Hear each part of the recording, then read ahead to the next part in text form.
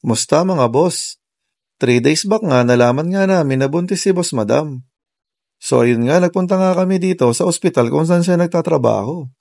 Para nga ipa-ultrasound kasi nga nagbi-bleeding siya tuloy-tuloy. So ayun nga, nakita nga sa ultrasound na ectopic yung pregnancy ni Boss Madam. Kaya kailangan niyang ma-admit dito sa ospital nila.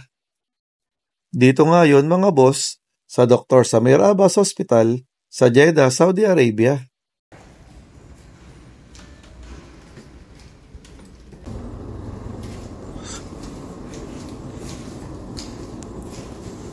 Ang laki ng room ni Boss Madam. Yan, dyan siya. May TV pa.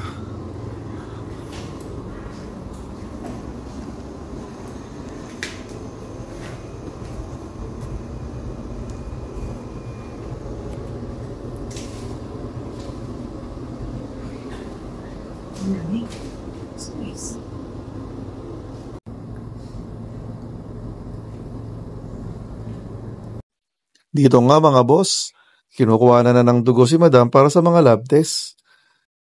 Para malaman kung anong treatment ang gagawin nga sa kanya. Ayan, dumating na nga yung lunch food ni Madam. So ayan, kasi fasting din yan siya kagabi, hindi rin siya nag-almusal. Kaya medyo gutom na nga yan si Boss Madam. Siyempre mga boss, dahil nga dito siya na-admit sa ospital nila, nagsimula na nga magpuntahan yung mga kasamahan niya sa department nila. Love na love nga yan si Boss Madam ng mga kasamahan niya. Kaya nung nalaman nga nila kung ano nangyari sa kanya, ay nagsipuntahan nga agad sila dito. Masyado kasing friendly yan si Boss Madam. Kaya gustong gusto talaga siya ng mga kasamahan niya. Mapa-Pilipino man o sa mga ibang lahi. Nag-bleed na ako ng mahaba ng ilang araw na. So, nag-decide kami na magpa-check up ako. Tapos, yun nga, doon nalaman na buntis na ako. Kaso, ang problema, ectopic pregnancy nga siya. Kaya, yun. So ano ba yung ectopic? Ectopic pregnancy, wala yung baby doon sa atres, nasa labas siya. Wala siya doon sa tamang kung saan siya dapat ma-eat. So yun nga mga boss, nakakalungkot lang kasi 3 araw na kaming nagdadasal simula nga nung nalaman nga namin na buntis siya. Na yun nga, pinagdadasal nga namin na okay. Kasi nga, ano na kami ni Boss Madam 13 years na kaming kasal.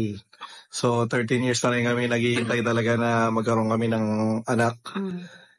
Tapos ito pa lang yung first time niya na nag-positive siya sa sa blood test at sa pregnancy test. So, tapos normal lang siya, spontaneous lang siya na. Kasi nag-try kami dati ng IVF 2 years ago. Pero nag-fail.